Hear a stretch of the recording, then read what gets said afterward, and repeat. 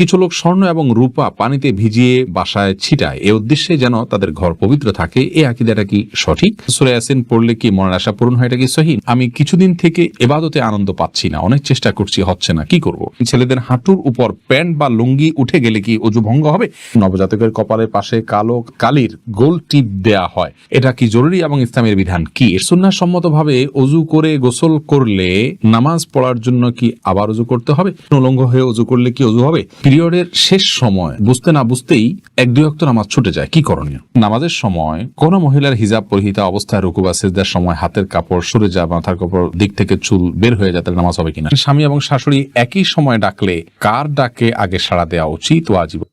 জুলফিকার খান তাসিন আপনি জানতে চেয়েছেন, যদি কোনো ছেলে নাভির নিচে প্যান্ট পরে কিন্তু তার জামা দ্বারায় ছতর ঢাকা থাকে, তাতে তার ছতর ঢাকা হবে কিনা? অবশ্যই হবে। আপনি ছতর ঢাকবেন, কি দিয়ে ঢাকবেন সেটা আপনার বিষয়। প্যান্ট দিয়ে ঢাকবেন না শার্ট দিয়ে ঢাকবেন সেটি আপনার বিষয়।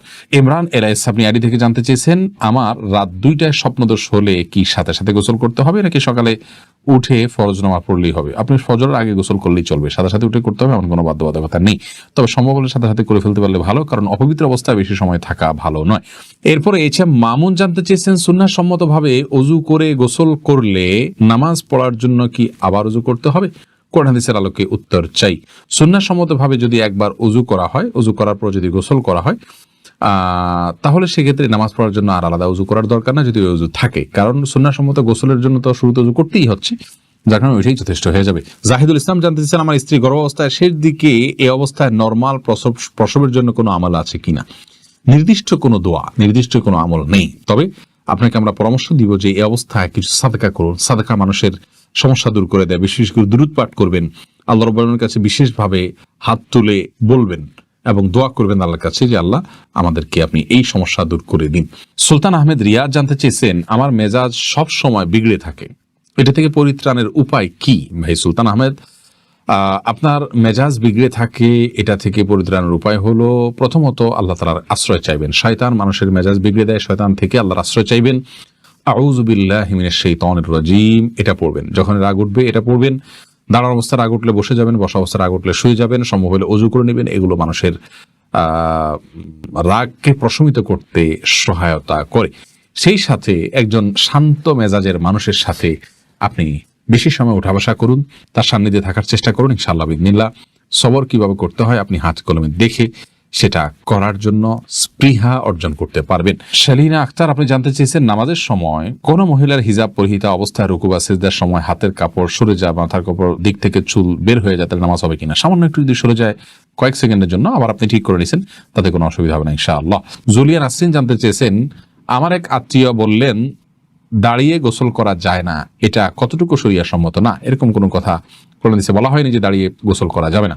ফারজানা ইয়াসমিন আপনি জানতে চেয়েছেন, স্বামী এবং শাশুড়ি একই সময় ডাকলে কার ডাকে আগে সাড়া দেওয়া উচিত, ওয়াজিব? অবশ্যই স্বামীর ডাকে সাড়া দেওয়া আপনার জন্য ওয়াজিব।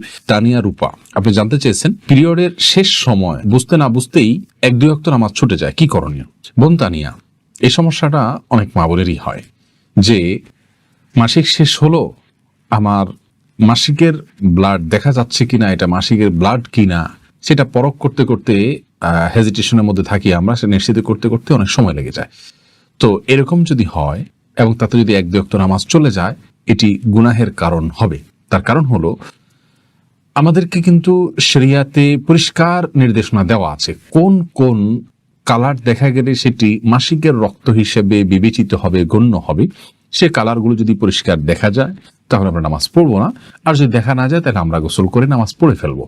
এমনকি কোনো একটা ওয়াক্ত নামাজে যদি ব্লিডিং বন্ধ হয়ে যায়, অর্থাৎ যে কালারগুলো মাসিক হিসাবে গণ্য সেগুলোর কোনোটা দেখা না যায়, তাহলে সেক্ষেত্রে গোসল করে ওই ওয়াক্ত থেকে নামাজ আরম্ভ করতে হবে। অনেক মা বোনরা এখানে অবহেলা করি, সন্ধ্যার সময় দেখা গেল তিনি পবিত্র হলেন, তো পরের দিন দুপুর থেকে তিনি নামাজ শুরু করে দেন। এটি অত্যন্ত জঘন্য এবং গর্হিত একটি বিষয়।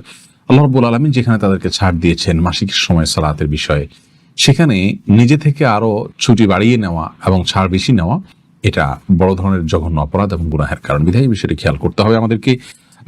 যেটা ব্লিডিং আপনার মাসিকের ব্লিডিং মনে হবে বা প্রবল ধারণা হবে, সেটাকে আমরা মাসিক ধরে নামাজ পড়বো না, অন্যথায় নামাজ পড়বো। হেজিটেশনে ভোগে এক দুই ওয়াক্ত নামাজ নষ্ট করার কোনো সুযোগ নেই। আর রাহাত হাসান, আপনি জানতেছেন উলঙ্গ হয়ে অজু করলে কি অজু হবে? উলঙ্গ হয়ে যদি কেউ অজু করেন, অজু হয়ে যাবে, কিন্তু এটা নির্লজ্জ কর্ম এবং অনুচিত, কারাহাত বা মাকরুহ থেকে খালি নয়। মিজানুর রহমান আশিক জানতে চেয়েছেন, নবজাতকের কপালের পাশে কালো কালির গোল টিপ দেয়া হয়, এটা কি জরুরি এবং ইসলামের বিধান কি? এ সম্পর্কে আমাদের একটা ভিডিও আছে, আপনি দেখে নেবেন মেহেরবানি করে।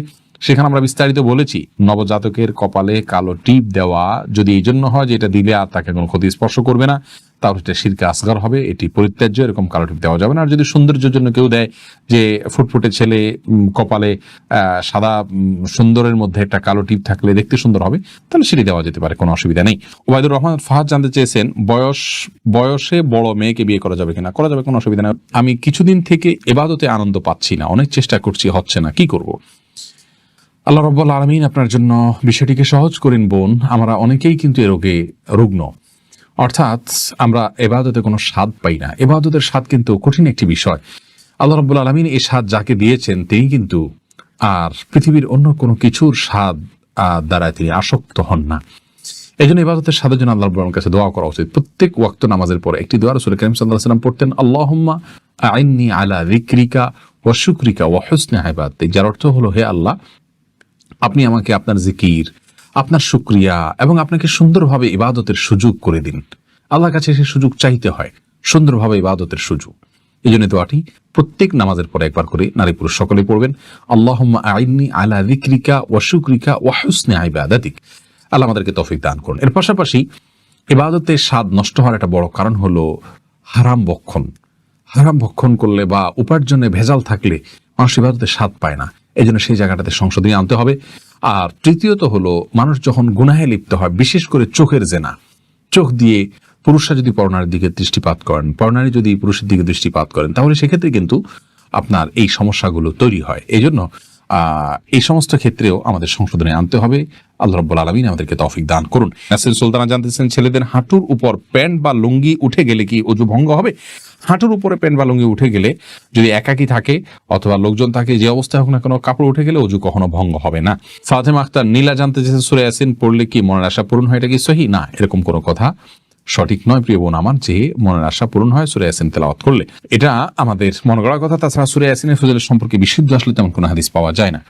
এমনি ইয়াসিন হাবিব জানতে চেয়েছেন, কিছু লোক স্বর্ণ এবং রূপা পানিতে ভিজিয়ে বাসায় ছিটায়, এ উদ্দেশ্যে যেন তাদের ঘর পবিত্র থাকে, এই আকীদাটা কি সঠিক? উত্তর হলো, মোটেও সঠিক নয়। এটি ভুল এবং ভ্রান্ত একটি বিশ্বাস। অর্থাৎ স্বর্ণ এবং রূপা পানিতে ভিজিয়ে বাসায় ছেটালে আপনার সেখানে পবিত্র হবে, এটা শিরকি আকীদা। কারণ বাসাকে পবিত্র রাখার জন্য, অনিষ্ট থেকে মুক্ত করার জন্য স্বর্ণ এবং রূপার পানির কোনো পাওয়ার নেই। অতএব এই পদ্ধতির আশ্রয় নেওয়া, এটা ঈমানের সঙ্গে সাংঘর্ষিক একটি কাজ।